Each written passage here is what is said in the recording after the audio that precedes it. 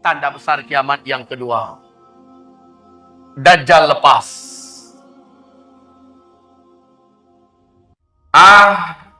Manusia sudah mengimpi-impikan datangnya makhluk paling celaka ini. Manusia sudah lama merindu-rindukan datangnya. Kenapa? Didengar kabar Dajjallah yang sanggup menyelamatkan manusia. Maka orang rindu ingin berjumpa dengannya, kecuali orang yang beriman. Orang beriman tahu persis Dajjal sudah dekat mau keluar. Lalu orang beriman makin merapat kepada Allah. Makin banyak sujudnya. Makin banyak angkat doa dan tangannya ke langit. Makin minta agar Allah lindungi dari Dajjal. Dan ternyata benar, Dajjal lepas.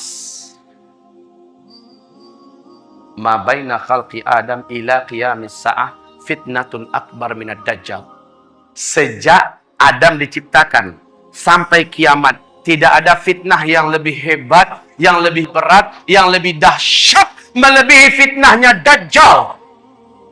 Dajjal manusia biasa. Ma min nabiyyin mursal. Tidak ada seorang nabi pun yang diutus oleh Allah ke muka bumi, melainkan pasti memperingatkan kaumnya tentang bahaya Dajjal.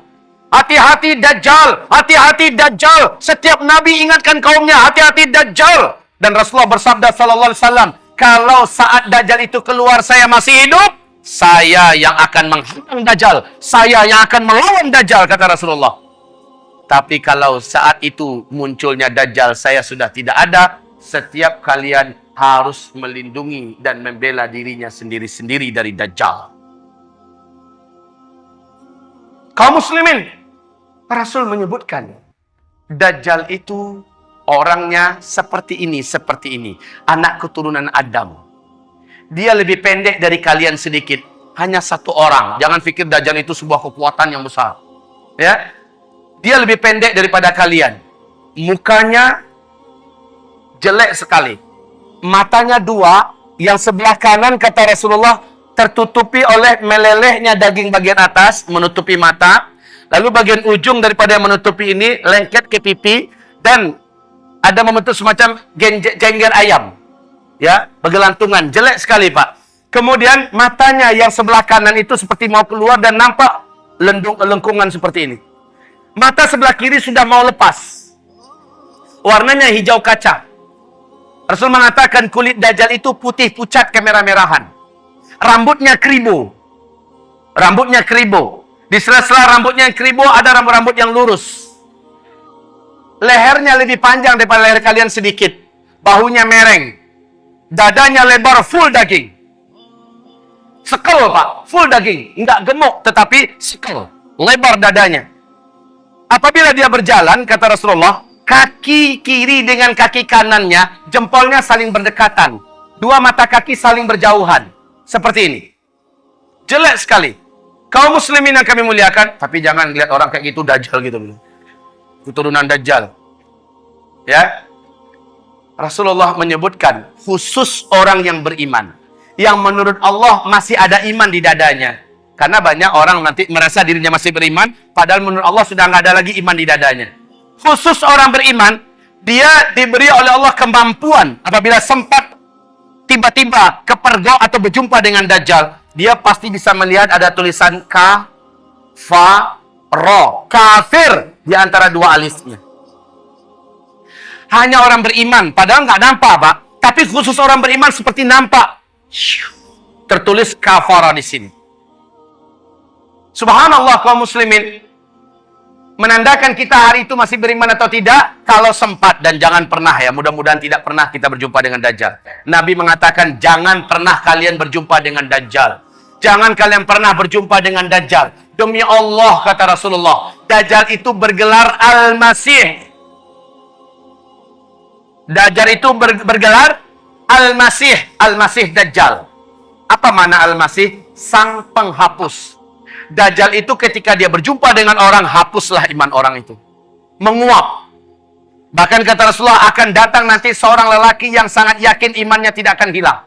Seorang lelaki yang merasa imannya sudah kuat, dan dia tidak akan berubah, tidak akan murtad bila berjumpa dengan Dajjal. Lalu dia keluar dari rumahnya, berjumpa dengan Dajjal. Ketika mana dia bertatapan saling melihat, saat itu hilanglah iman dari dadanya, dan dia pun langsung sujud menyembah Dajjal.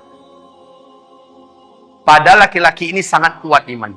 Maka Nabi haramkan umatnya, jangan pernah nak berjumpa dengan Dajjal. Jangan pernah, apalagi niatnya mau minta tanda tangan. Siapa yang berjumpa dengan Dajjal, murtad, kafir kepada Allah. Dan siapa yang sudah kafir kepada Allah, sampai matinya dia tidak akan pernah lagi beriman kepada Allah. Siapa yang mati, siapa yang kafir gara-gara beriman kepada Dajjal, dia kafir kepada Allah. Saat itu juga sampai matinya dia tidak akan pernah lagi beriman kepada Allah. Dajjal memiliki kemampuan sihir yang teramat sangat kuat dan dahsyat. Sehingga seluruh dukun-dukun ahli-ahli sihir terhebat di muka bumi akan sujud menuhankan Dajjal. Seluruh pemimpin-pemimpin dunia akan sujud menyembah Dajjal. La haula wa la quwata illa billahil aliyil azim. Dajjal memiliki magic yang sempurna kaum muslimin. Dan yang paling menakjubkan, nanti baca di kitab ensiklopedia akhir zaman, calon-calon pengikut Dajjal, ketika Dajjal akan keluar, ada ciri-cirinya. Nanti selepas zuhur saya uraikan. Salah satunya, kaum muslimin yang kami muliakan, Dajjal ini dilayani dan diikuti sepenuhnya oleh setan-setan jin. Coba bayangkan, iblis yang mempunyai bala tentara dari setan-setan yang tidak terkira banyak di jumlahnya di muka bumi ini, bersatu berpihak dengan Dajjal. Maka merekalah yang akan membuat makar seolah-olah Dajjal betul-betul Tuhan asli. Betul-betul Dajjal itu Tuhan yang asli. Dajjal menunjuk ke langit, berkumpullah awan, air hujan pun turun. Dajjal menunjuk ke bumi yang gersang dan tandus, bumi itu langsung menjadi subur. Tanah-tanahnya menimbulkan buah-buahan dan rumput-rumputan yang tebal. Hewan ternak kelihatan gemuk-gemuk dan sehat. Dajjal menunjuk ke arah kuburan. Satu pemakaman itu, satu kuburan itu, bangkit manusia yang kembali utuh dengan tubuh yang sehat, ya. Dan dia mengatakan, anakku, ayah telah dihidupkan oleh Tuhan kita. Ini adalah Tuhan kita. Berjumpa suami yang sudah meninggal dengan istrinya, istriku, ini adalah Tuhan kita, lihat aku telah dihidupkannya. Padahal kaum muslimin, Rasul mengatakan seluruh yang bangkit dari kuburan itu adalah setan-setan yang menjelma menjadi manusia yang dulu pernah mati. Bukan orang yang sudah mati itu, tapi setan yang menjelma dalam wujud manusia-manusia dulu yang telah mati. Orang beriman harus tahu ini rahasia-rahasianya. Tidak ada satu orang pun yang mampu bertahan ketika berjumpa dengan Dajjal. Tidak ada. Seluruhnya akan rontok imannya. Tapi kata Rasul, orang beriman yang terserempak. Bahasa Indonesia terserempak ini apa ya? Ini bahasa Malaysia nih. Terserempak itu apa-apa? Mendadak ketemu gitu. Dia sudah berusaha menghindar dan dia nggak tahu kalau Dajjal sudah sampai ke kotanya. Lalu mendadak ketemu. Kepergok. Hah? Ya sudah, pokoknya ketemu begitulah. Tanpa direncanakannya. Kata Rasulullah, wajib ketika itu membaca surat Al-Kahfi di depannya. Bacalah 10 ayat pertama atau 10 ayat terakhir. Jangan lepaskan bacaan itu, ya. Teruslah baca sampai dia betul-betul sudah lepas dari Dajjal. Tutup mata, tundukkan wajah, bacalah surah Al-Kahfi. Alhamdulillahilladzi anzala ala abdihil kitab. Terus baca, terus baca. Sampai ayat ke-10, ulang balik baca. Sampai ke-10, ulang balik baca. Betul-betul baru berhenti setelah dia buka mata, sudah nggak ada siapa-siapa, selesai. Tapi kalau nggak hafal ini, nah ini yang bahayanya.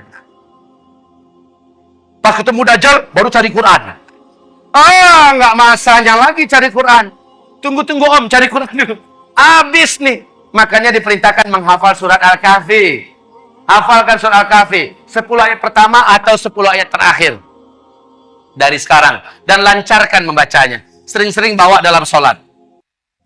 Baik. Dajjal ini, kata Rasulullah, ketika dia muncul, seluruh kota-kota di muka bumi akan dimasukinya.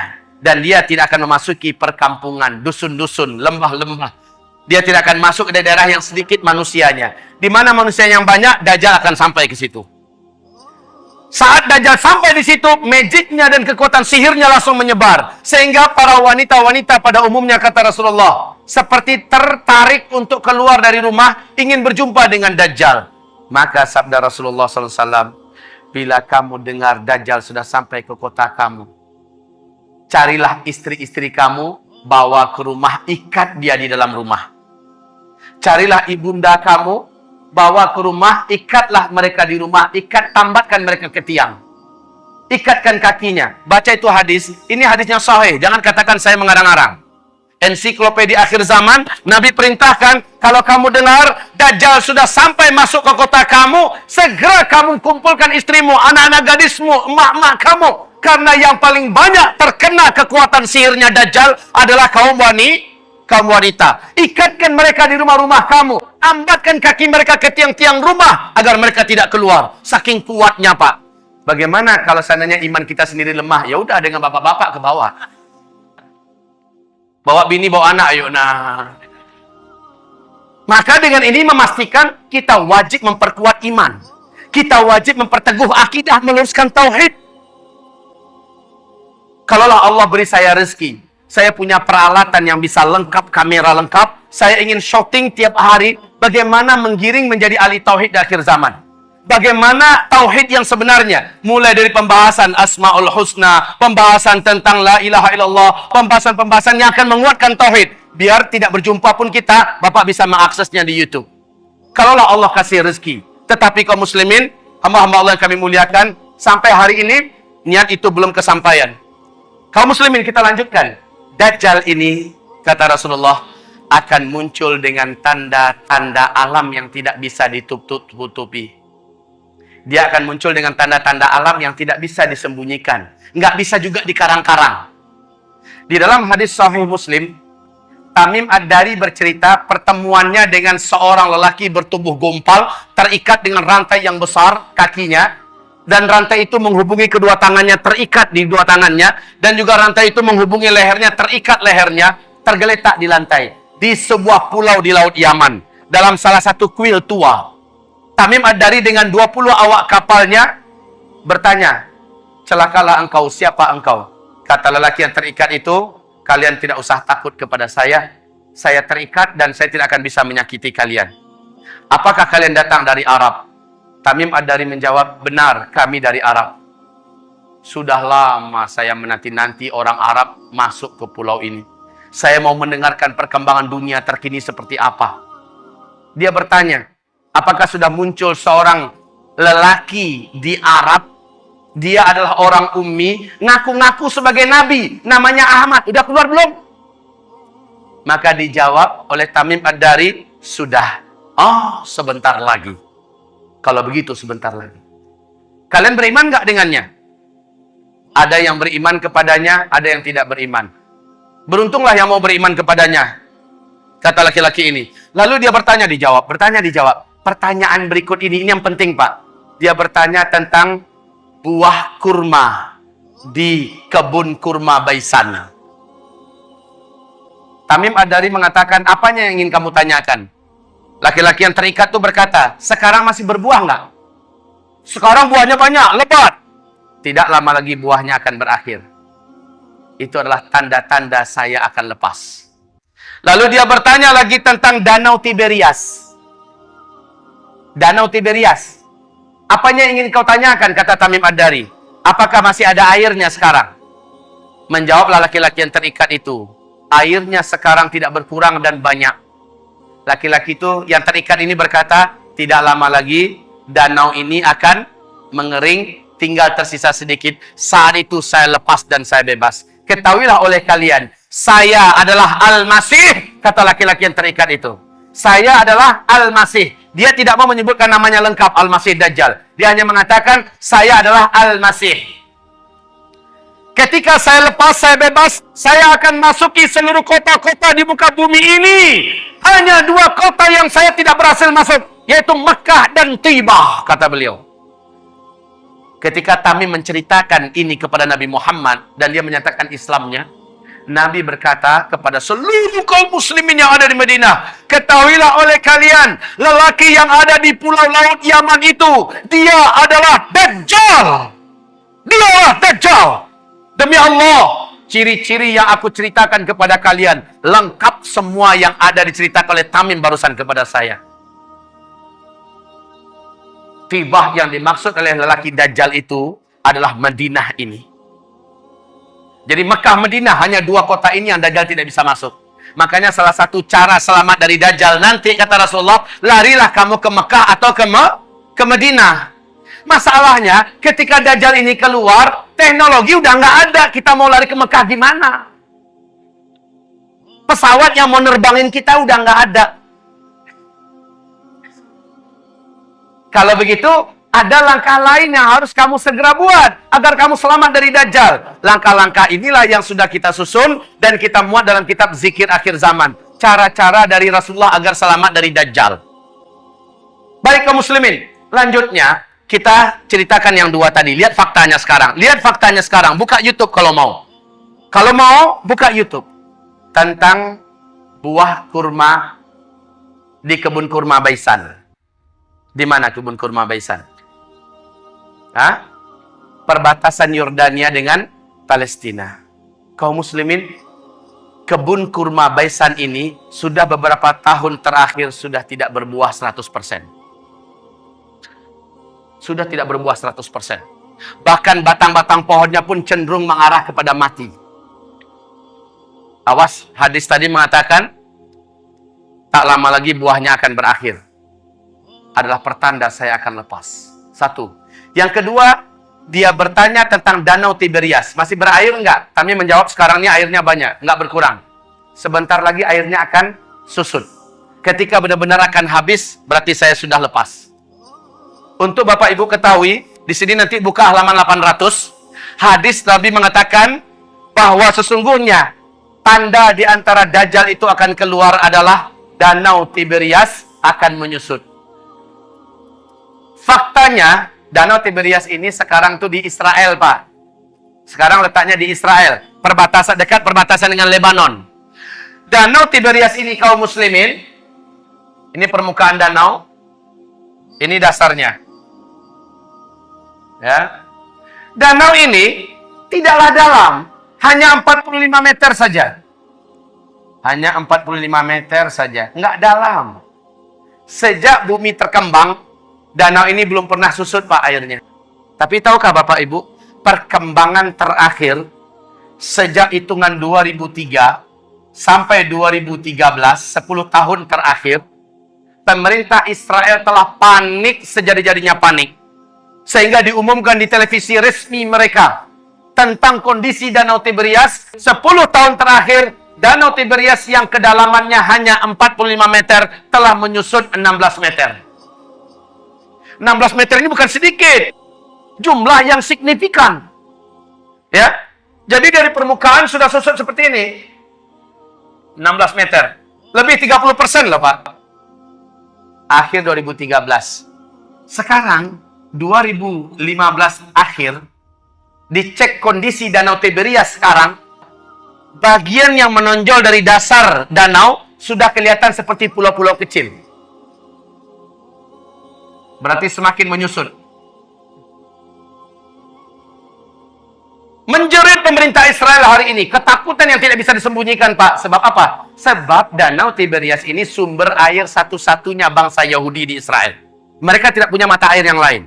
Mereka tidak punya sungai. Hanya ini sumber mereka satu-satunya. Dan ini terus menyusut, terus menyusut, terus menyusut. Kalau Bapak Ibu nggak percaya, buka YouTube. Nggak percaya juga dengan YouTube. Halas, ada paspor nggak? Pergi sana. Saya ongkosin PP. Kalau ada paspor, saya pergi, pulang, saya ongkosin. Nginepnya 2-3 hari sana, hotelnya saya tanggung. Tapi kalau ternyata memang menyusut, pulangnya kembalikan uang saya. Iya. Kembalikan uang saya kalau nggak percaya. Kan ada juga tipe orangnya, toh. Allah itu cuma ngomong doang. Ya sudah, pergi sana. Kalau perlu dengan biaya buat paspornya, saya tanggung. Kalau nggak percaya. Baik Bapak Ibu yang kami muliakan. La haula wa la quwata illa billah. Informasi ini akurat. Ini nggak bisa ditutup-tutupi. Nggak bisa dibuat-buat. Inilah yang menjadikan para ulama di Timur Tengah berkata, "Hadza zamanu khurujid Dajjal." Inilah zaman kita hidup ini. Si Dajjal terlaknat itu akan lepas. Zaman saya hidup. Zaman Bapak hidup. Zaman ibu-ibu hidup, Bu. Makhluk celaka ini akan lepas. Tanda-tandanya sudah sangat nyata. Ya Karim, ya Wallahi, jangankan Bapak, Saya saja kalau berjumpa dengan Dajjal, saya yakin tak tentu salah saya akan selamat. Ulama-ulama kita kalau berjumpa dengan Dajjal mungkin akan tanggal iman dari dada mereka. Saking dahsyatnya makhluk celaka ini. Jadi Pak, makhluk ini akan lepas tak lama lagi. Kalau melihat tanda-tanda ini. Baik. Rasulullah bersabda, hanya seorang remaja lelaki yang berjumpa nanti dengan Dajjal, ternyata dia seorang yang nggak mau sujud. Dajjal bertanya kepadanya, kenapa kamu tidak mau sujud kepada saya? Tak, saya Tuhan kamu. Tidakkah engkau lihat manusia seluruhnya sujud kepada saya? Remaja lelaki ini berkata, sorry ya, sujud kau hanyalah untuk Allah dan kamu adalah makhluk. Saya tidak akan sujud kepada makhluk. Dajjal marah kepadanya. Jika kamu tidak mau sujud kepada saya, kamu tak bunuh. Kata remaja ini, tafadhol. Silahkan. Maka Rasulullah bersabda, dijambaknya rambut remaja laki-laki ini dengan gergaji dibelah duanya kepala remaja laki-laki ini. Dibelah dua. Si remaja laki-laki mengucapkan la ilaha illallah, dia pun syahid. Terbelah sampai ke dada, terjatuh. Darah bersimbah di lantai.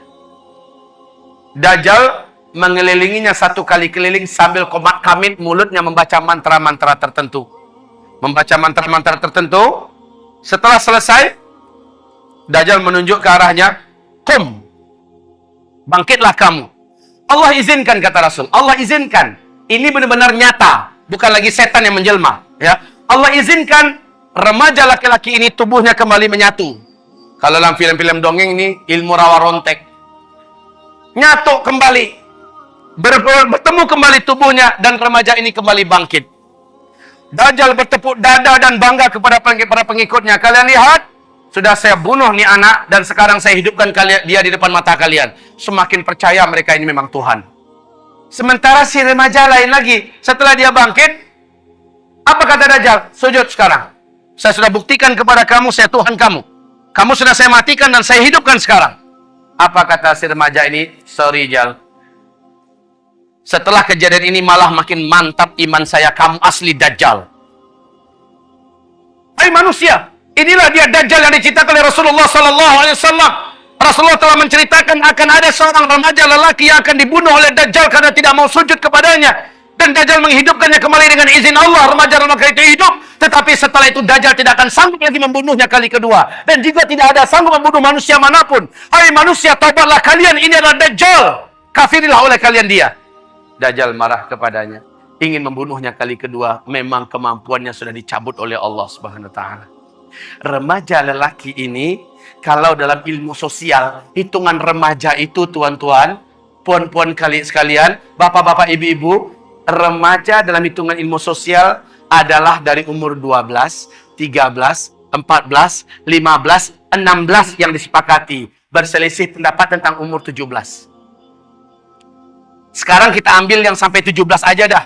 12, 13, 14, 15, 16, 17. Ini usia remaja. Oke, dalam ilmu sosial. Pak, apakah Bapak mengikuti perkembangan di Timur Tengah? Hebohnya TV-TV Arab. Lebih kurang 12-13 tahun yang lalu. Silakan buka kembali di YouTube. Heboh karena di TV-TV Arab diberitakan telah lahir seorang bayi laki-laki di Palestina. Bayi ini baru saja lahir, dia berbicara dengan bahasa Arab Fusha. Satu kali saja. Setelah itu dia normal seperti bayi-bayi pada umumnya. Dan ini diadakan wawancara karena gempar. TV-TV Arab yang saya langsung tonton acara TV-nya Pak, Qatar TV. Seorang tokoh muslim di Palestina diwawancarai. Dia bersaksi, dia bersumpah, silakan tanya syekh-syekh kami di Palestina. Bahwa ini nyata. Seorang bayi laki-laki telah lahir. Telah lahir. Berbicara dengan bahasa Arab Fusha satu kali saja. Apa katanya? Berikut ini, silakan terjemahkan.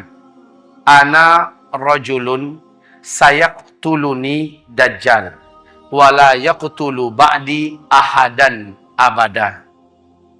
Kurang lebih seperti ini. Ana rajulun sayaqtuluni dajjal wala yaqtulu ba'di ahadan abada.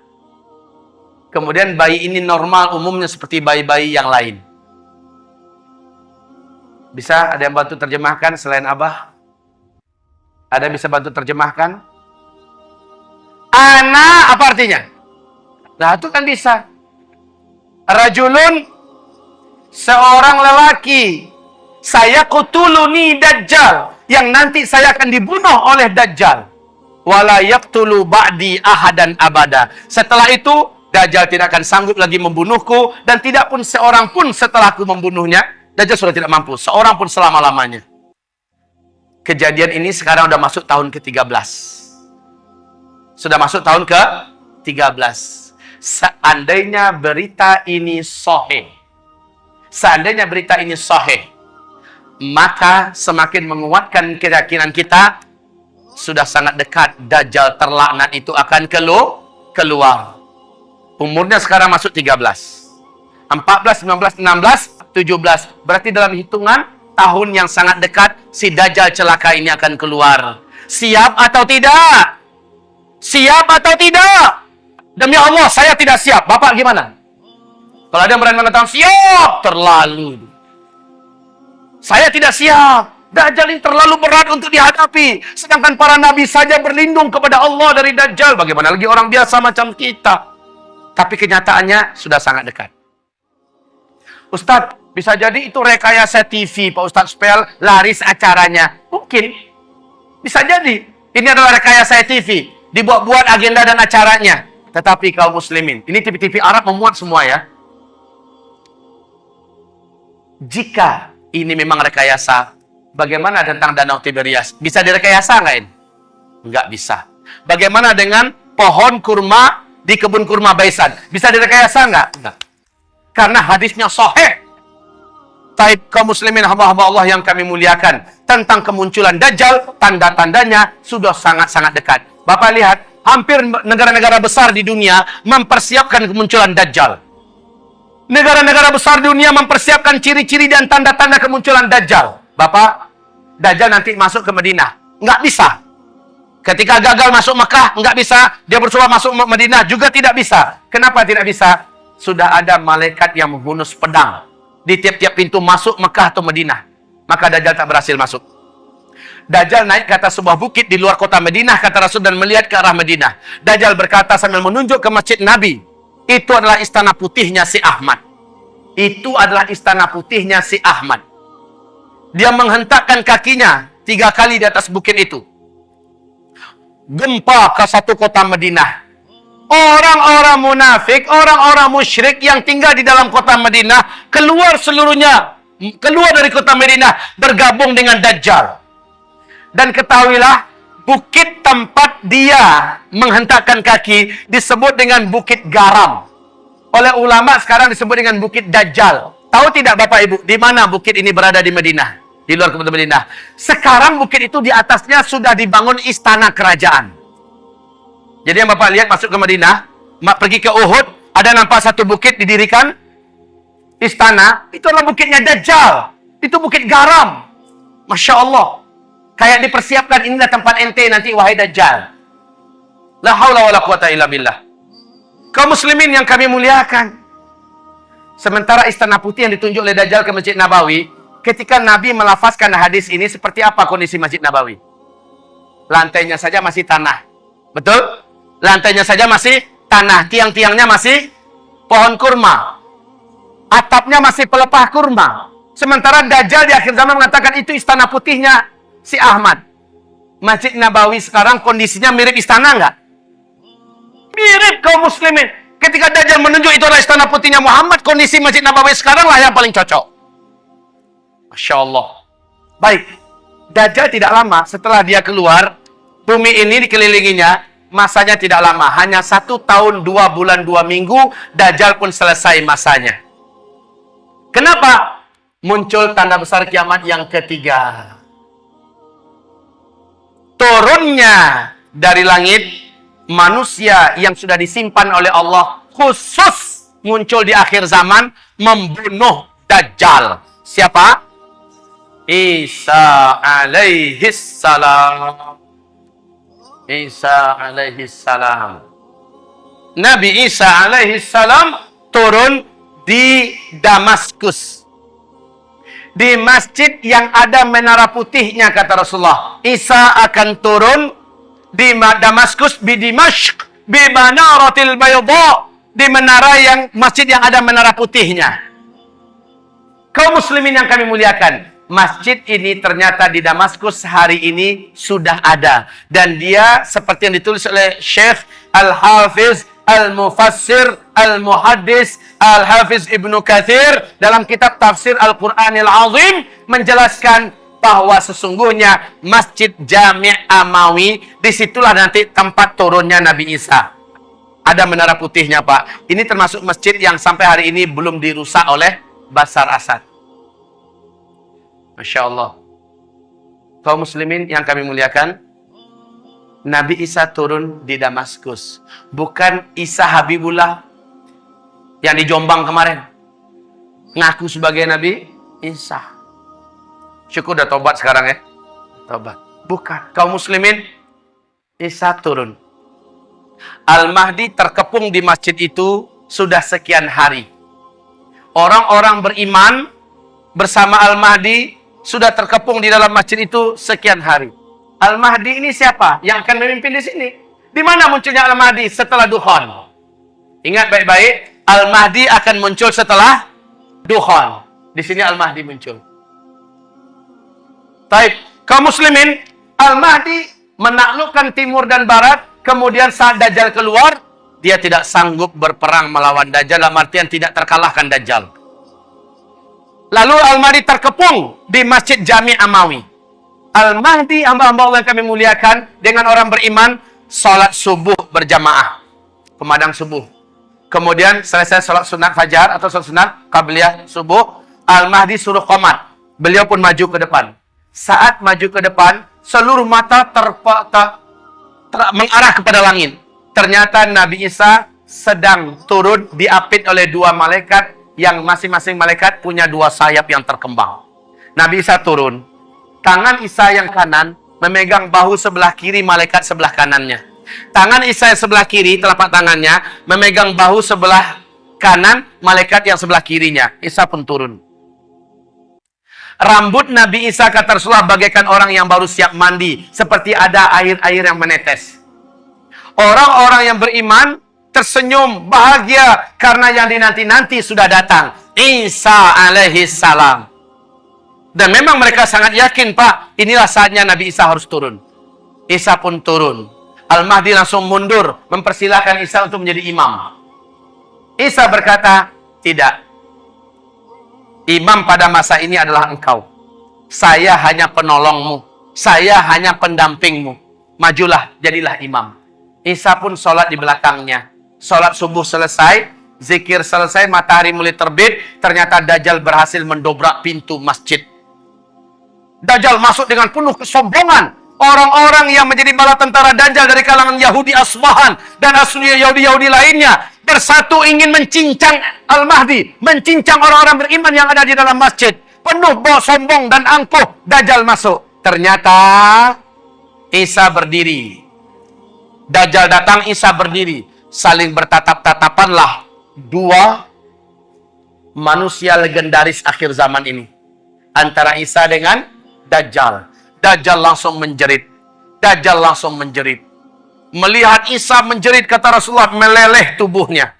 Demi Allah, kata Rasulullah, kalaulah Dajjal tetap di tempatnya, kalaulah Dajjal tetap di situ, di tempatnya, maka dia akan mencair menjadi cairan menggenang di lantai. Tapi Dajjal langsung lari. Dengan kekuatannya yang diberikan oleh Allah, Dajjal lari ke ufuk timur. Allah takdirkan Isa di atas kemampuan Dajjal punya kemampuan. Isa sudah menunggu di situ. Mau kemana, boy?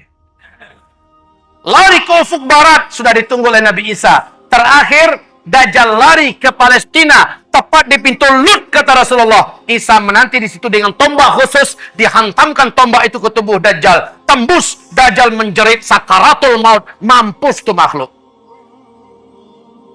Darah yang membasahi tombak datang kembali dari Palestina dengan kecepatan yang Allah takdirkan, bergabung dengan Al-Mahdi dan orang-orang beriman. Isa kasih tunjuk, Dajjal sudah terbunuh. Allahu Akbar, Allahu Akbar. Orang-orang beriman berteriak. Nah, orang-orang Yahudi yang di belakang Dajjal tadi sombong-sombong siap mencincang orang-orang beriman, hilang semangat perangnya. Ciut nyalinya. Langsung pedang-pedang mereka, tombak-tombak mereka buang, mereka lari terkentut-kentut.